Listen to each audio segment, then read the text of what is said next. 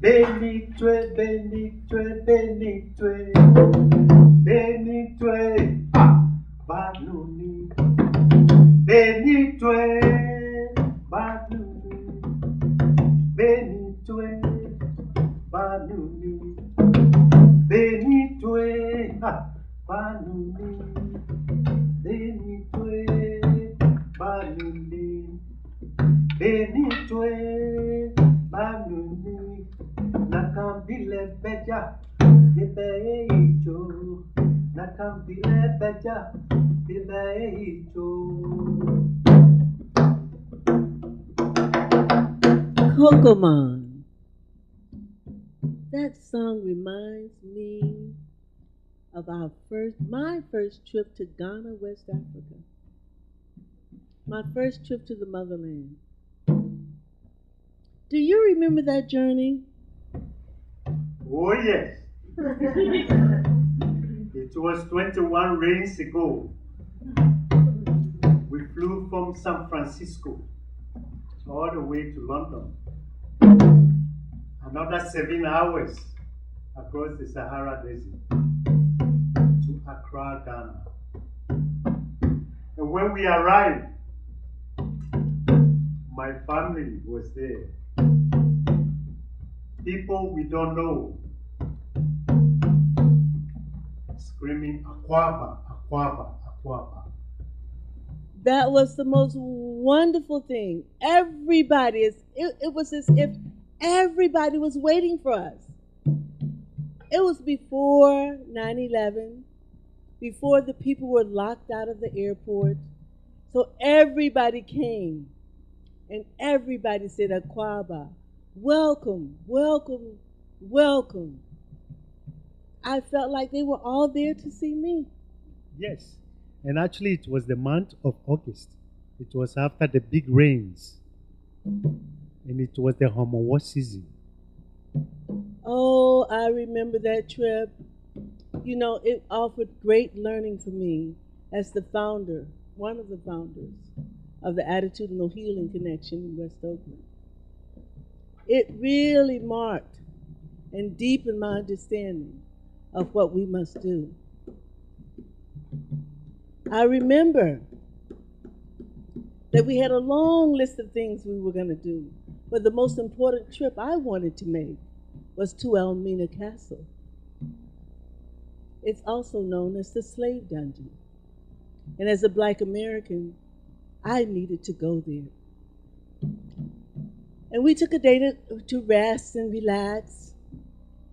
And the next day, we were driving along the coast, all the way to the Cape Coast, on our way to Elmina Castle.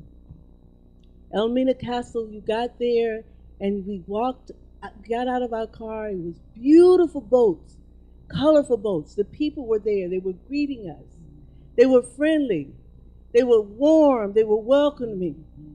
And I was reminded that Christopher Columbus landed in Ghana by mistake in the 1400s. And he said these were the most friendly people that he had ever met. And as I sat down and I walked through and I looked, and then I got up and I looked at this huge, huge castle with tall walls.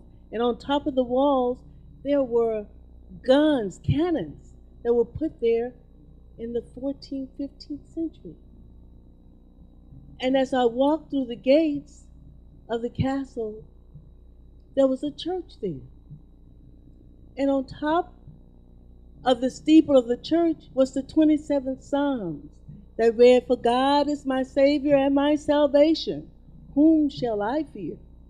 And as I looked, I thought, strange. And as we walked through the courtyard, it was a sunny, beautiful day. And I saw this little door that said slave entrance. And there were other people there with us. It was 2 Dutch guys, I remember, another European woman, our niece, Miriam, your brother. And it was really interesting because I spent so much time studying attitudinal healing and really had inculcated with myself deeply with these principles. The essence of my being is love. Health is inner peace. Healing is letting go of fear. Now is the only time there is. And do you remember Ganaba, your teacher? He had warned me. He was the divine drama in Ghana. He said, Aeeshah, you are Black American. Be mindful. There are certain rituals, certain rites you should do before you enter the dungeon. I listened intently, but had no intentions of doing any of that. And that's because I was deeply rooted in attitudinal healing. I had no need for rituals and rites or anything like that to protect me. I was protected by these wonderful principles. And I remember walking into, as I stepped into the dungeon, I was walking on 12 inches of petrified human flesh. I could smell the stench of the people that had died 500 years ago. And all of a sudden I could hear their screams, their cries. And I began to be sucked in. I was lost. And I remember I couldn't even hardly see anyone. I could only hear the screams and cries of the people. And Kokomon, I think that if you had not held my hand and guided me out of there, I would not have made it today. And as I walked out into the courtyard, the sun, I wasn't the same person that walked in. Smoke was coming from the top of my head. Smoke was coming from my eyes was flaming red. I was furious. And there were two Dutch guys. And one said to the other, "Isn't this a magnificent structure? Look what our forefathers built 500 years ago. Isn't it stunning?" And as I was listening to them, they didn't see that I was not in my right mind.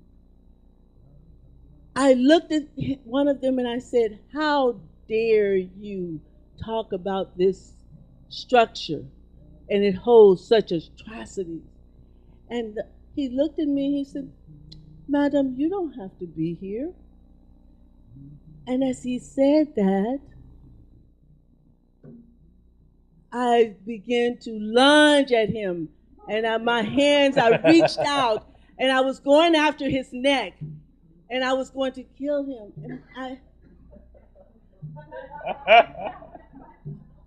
the tour guide grabbed me and grabbed him and his friend and rushed them out. Do you remember that? And I was so embarrassed. Oh my God, I was so embarrassed. I mean, growing up in Louisiana, I had never had a fight. I've never hit anyone. And here I was going to kill a man. Do you remember? And I remember, as you know, I had been totally, I could not believe it. And so the tour guide came back, and I was so embarrassed. And I looked at the tour guide, and I said, "I would not have hurt them. I would not have done anything." He looked at me, he said, "Madame, some people don't know this is a grave site." And he said, "Madame, I couldn't trust that. The last Black American that came in here bit a man." He beat his ear off. And I was just too undone. And all of a sudden, I was thinking to myself, I have a lot of work to do.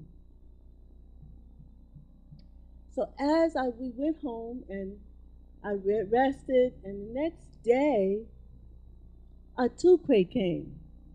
Atukwe is this beautiful little 4-year-old boy that is so playful and so wonderful. And I began to play with him. I forgot all my troubles. And remember, your brother's wife was visiting, his European wife was visiting. Right.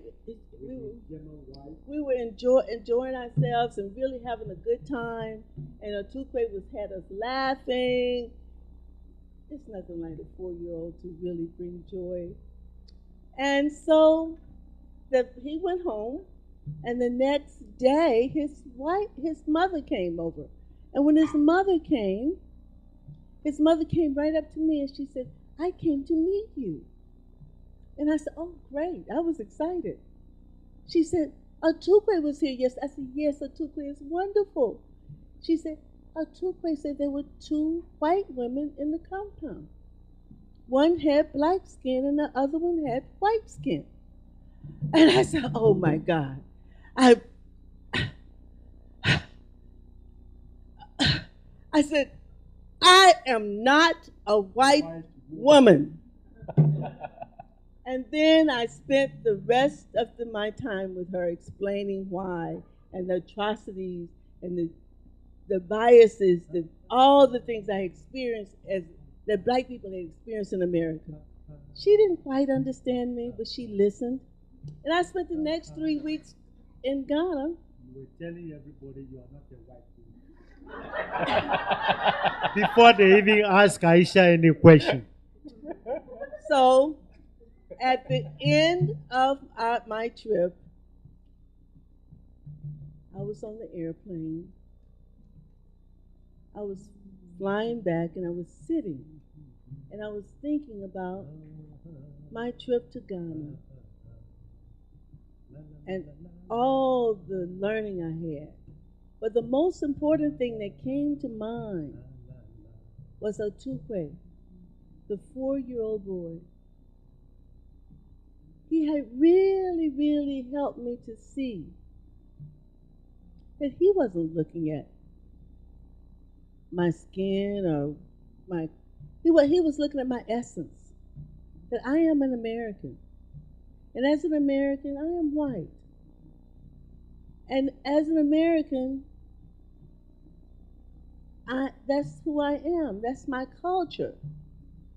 And I really began to see the importance of our work, the transformational work that we do here, the Attitudinal Healing Connection, the work that we do to really help people understand that as Americans, we have a responsibility to really work together, to know that we have a gift, that we are all human beings and we have one focus as a culture. And wherever we go, we take that with us. And Atukwe helped me to see that in a way and helped me ground my work. So today, what we're doing, 23 years later, we're building, we're serving children, we're creating avenues where children can utilize and access their creativity and use it to inform their education. And they can use it to really work on themselves. We can work with parents.